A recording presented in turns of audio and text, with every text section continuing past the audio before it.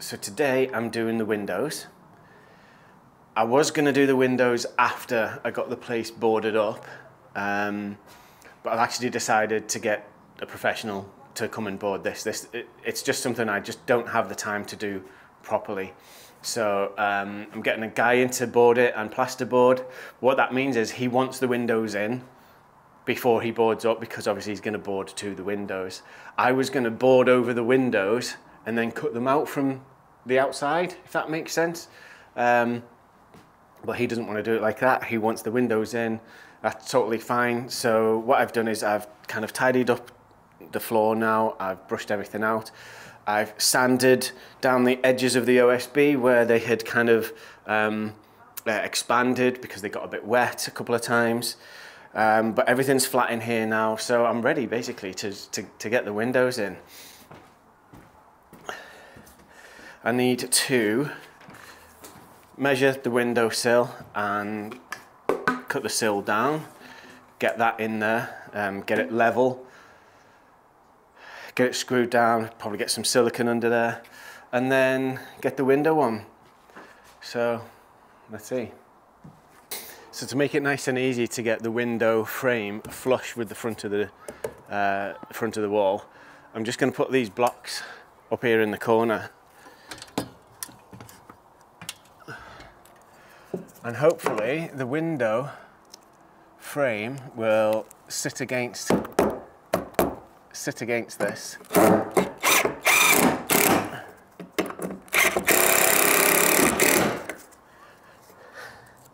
From the inside.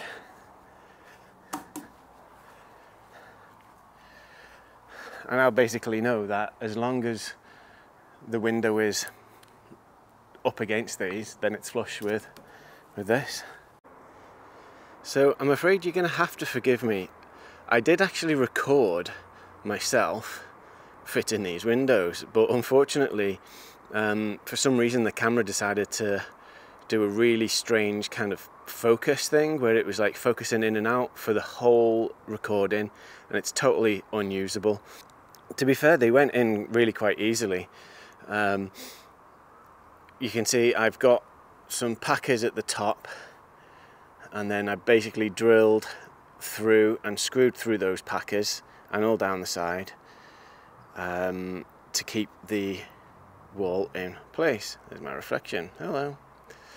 Now you can see there's quite big gaps here and not many here, but obviously the gap is bigger at the top than the bottom, and that's because the wall, the cavity that I'd built into the wall, wasn't perfectly straight, but these windows are.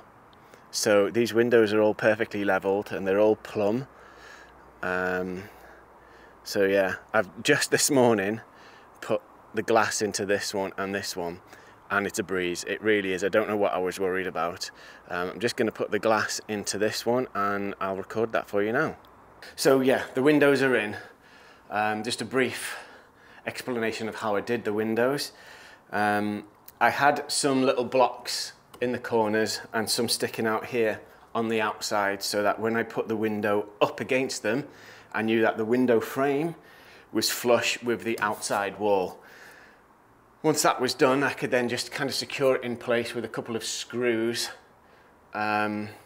just to stop it falling back. And then I could go about making it plumb, putting packers in, and then once it was plumb with the packers, drilled the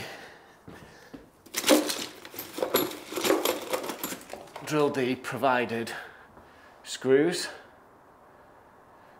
Torx head, through and into the frame. I've already fitted 2 panes of glass this morning, you might have seen from the previous footage. It was a lot more straightforward than I thought it was going to be.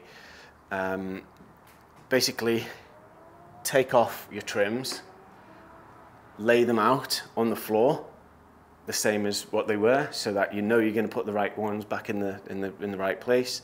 And I found with these windows that I've got from Modern UPVC windows, the tolerances are really good. Like, they're all very well designed. whatever width you've asked for. They're really, really good. It's very accurate.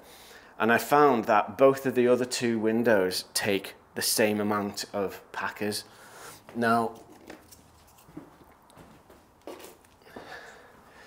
these glazing packers come with the windows, which I think is brilliant. And what I found is a black one on the bottom, because they're really quite narrow windows. So I'm just using one black on the bottom. That just clicks in. And then these three white ones on the sides and the top. And what I found is that centers the pane of glass perfectly. And that is basically that. So the glass comes with a sticker here that says this surface must face the room interior. And then there's a little certification BS standards kind of engraving on the glass there. So I'm going to put that in the bottom corner so that it matches with all the others.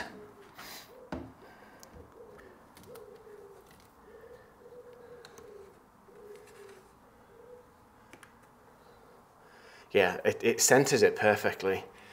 So now that is in, I'm going to get these snap locks.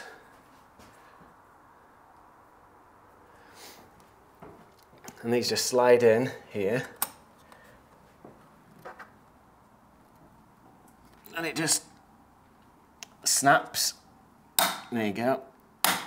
It snaps and locks the pane of glass into the frame. So this glass now, even with the beading off, cannot be pushed in from the outside. They're just a security feature for the glass, really. But it also helps keep the pane of glass in the frame whilst I'm rebeading it. So, bottom one in first.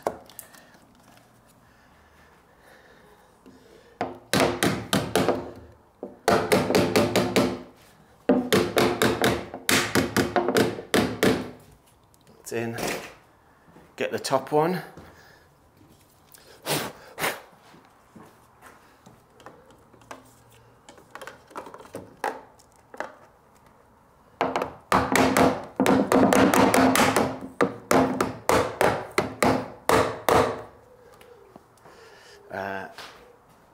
The left-hand side.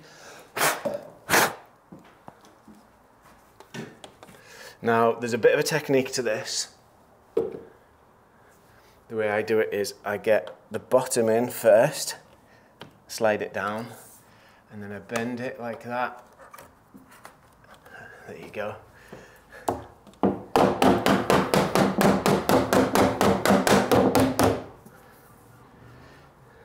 And then same with the other side. So bottom in first. And then a bit of a twist.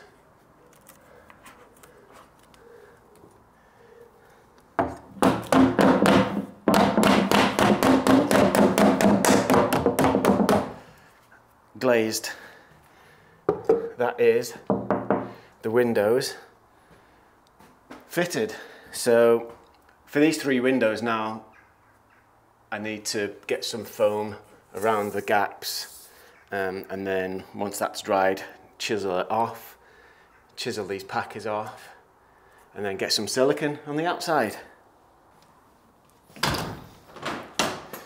So that is the doors and windows glazed. We've got the double glazing with the stickers on the correct side. You've got the certification mark in the bottom left.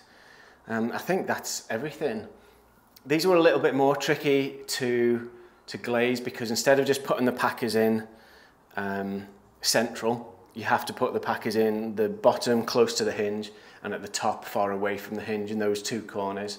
and that creates kind of like a support, like a diagonal of support through the glass to keep the door itself nice and square when you open it. And as you can see, that opens pretty well and closes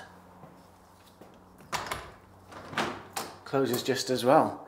So there we go. That's enough for probably for this video. But if you wanna see what's next, I'm not sure what I'm doing next, but if you want to see what's next, make sure you hit subscribe and you'll get to see what I'm up to.